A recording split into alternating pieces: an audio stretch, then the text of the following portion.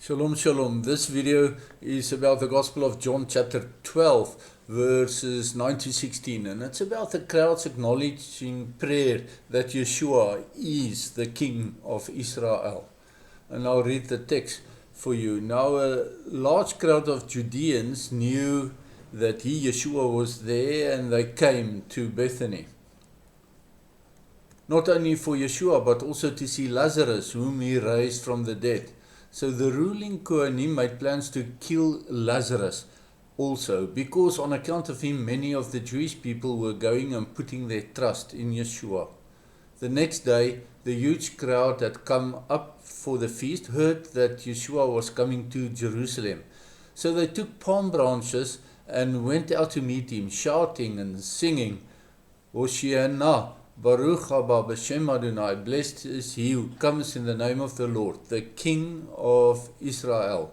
And that's a quotation from one of the Psalms of Aliyah going up to the Moedim, the feasts in Jerusalem. It's from Psalm 118 verse 25 and 26. So finding a young donkey, YESHUA sat on it as it's written, Fear not, daughter of Zion, look, your king is coming, sitting on a donkey's colt. And that is fulfillment of Zechariah 9 verse 9. His disciples did not understand these things at first, but when YESHUA was glorified, then they remembered that these things were written about him and that the crowd had done these things for him. Now the crowd's prayer was triple barreled, and the third and last part is an acknowledgement of YESHUA as the King of Israel.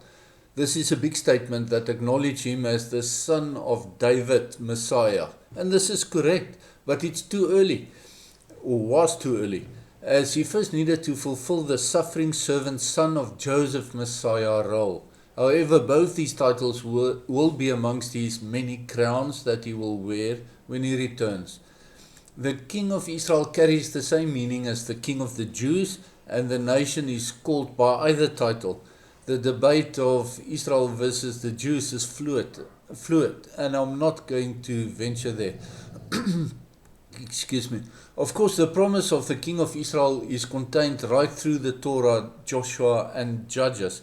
It features strongly in Samuel's books and in the Kings and in the Chronicles of the Kings. YESHUA Adonai was and will always be the King of Israel. As it was, so it will be. Adonai YESHUA was and will be the King. Adonai made a covenant of salt with Aaron before, and then he made a covenant of salt with King David when the nation demanded an earthly king. And of course David wasn't the first, but be it as it may, the covenant of salt was made with Aaron the high priest and with the house of David. Covenant of salt. The two covenants of salt then comes together in YESHUA as he unites the roles of king and high priest. And this will be apparent upon his return. He is the culmination of these two covenants, which came together on his mother Miriam, as her mother Anna was from the Aaronic line, the daughter of a high priest, and her father Eli or Heli was a Davidic prince.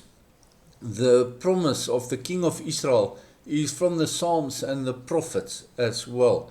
The Magi from the east came looking for the newborn King of the Jews in their search for YESHUA, much to the murderous, paranoid tetrarch Herod's consternation.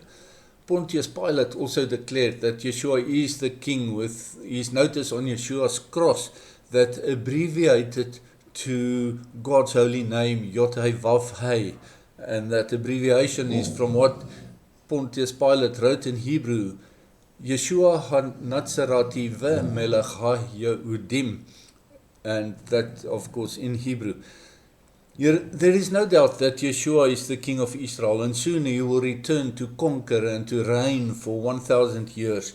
We will do well to acknowledge him as the crowd did when he first entered Jerusalem before his crucifixion. Not the first time he enters, but I mean before his crucifixion. And with that, I hope there's food for thought for you.